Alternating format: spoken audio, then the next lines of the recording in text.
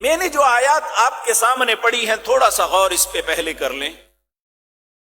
یہ سورت آل عمران ہے، اس کی آیت نمبر 19 ہے. اللہ فرماتے ہیں ان الدین عند اللہ الاسلام. اللہ کے نزدیک دین جو ہے وہ صرف اسلام ہے.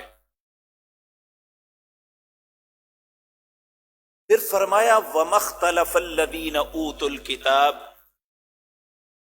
اس دین کے معاملے میں، اسلام کے معاملے میں اہل کتاب نے اختلاف کیا. کب اختلاف کیا؟ جب ان کے پاس علم آ گیا. اور یہ بات ذہن میں رکھیں کہ لا علم آدمی جلدی سے دین سے اختلاف نہیں کرتا. دین کے اندر اختلاف صاحب علم لوگ ڈالتے ہیں. اللہ رب العزت سورت بینہ کے اندر بھی فرماتے ہیں وَمَا تَفَرَّقَ الَّذِينَ أُوتُوا الْكِتَابَ إِلَّا مِن بَعْدِ مَا جَاءَتْهُمُ الْبَيِّنَةُ. دین کے اندر جو تفرقہ ڈالا نا اہل کتاب نے، یہ واضح دلائل آنے کے بعد ڈالا تھا.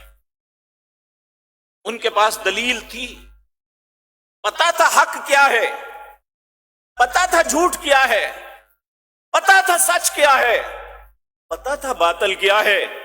لیکن اس کے باوجود اپنے مفادات کے لیے، اپنے آباء و اجداد کے طریقے کے لیے، اپنے معاشرے کی رسومات کے لیے اللہ کے دین سے ٹکرا جائے. بغیم بینہم، سرکشی اور بغاوت، آپس میں ایک دوسرے کی اختلاف. چونکہ وہ ایسا کرتا ہے میں نہیں کروں گا، وہ نہیں کرتا میں کروں گا. اور آج ہم جب اپنا جائزہ لیتے ہیں تو یہی کیفیت بنی ہوئی ہے مختلف مکاتب فکر کی. چونکہ فلاں کام فلاں کرتا ہے میں نے نہیں کرنا، یا فلاں کام فلاں نہیں کرتا ہے میں نے ضرور کرنا ہے.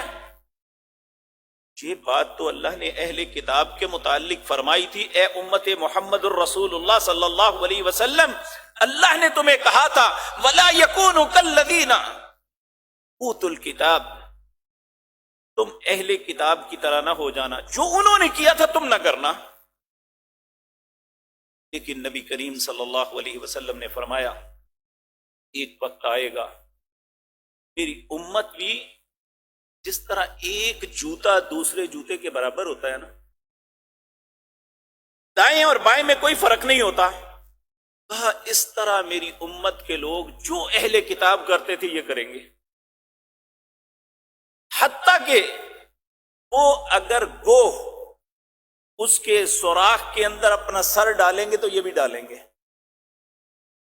اس سے آگے بڑی سخت بات فرمائی، کہا اگر اہل کتاب اپنی ماں کے ساتھ بدکاری کریں گے تو اس میں بھی ایسے ذلیل لوگ